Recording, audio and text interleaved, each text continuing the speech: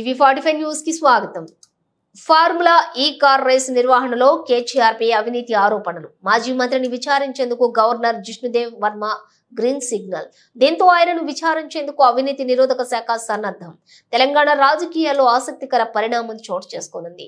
Formula ఈ car race లో అవినీతి ఆరోపణల నేపథ్యంలో బీఆర్ఎస్ వర్కింగ్ ప్రెసిడెంట్ మాజీ మంత్రి కేటీఆర్ ను విచారించేందుకు గవర్నర్ జిష్ణుదేవ్ వర్మ ఆమోదం తెలిపారు.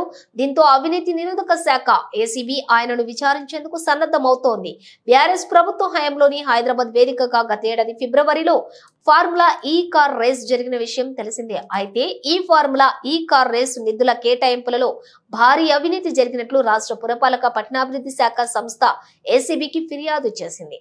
దీంతో ఈ కేసులో ఇప్పటికే ఉన్న ఇద్దరు పురపాలక శాఖ అధికారులతో పాటు అప్పట్లో రాష్ట్ర పురపాలక పట్టణాభివృద్ధి శాఖ మంత్రిగా ఉన్న కేటీఆర్ పై కేసు నమోదు చేసేందుకు అనుమతి ఇవ్వాలని ఏసీబీ కాంగ్రెస్ ప్రభుత్వానికి లేఖ రాసింది.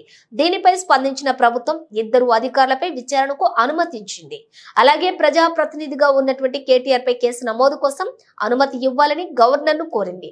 దీనిపై న్యాయ సలహాదారు మేరకు గవర్నర్ జిష్ణుదేవ్ వర్మ కేటీఆర్ ను విచారించేందుకు గ్రీన్ సిగ్నల్ ఇచ్చారు.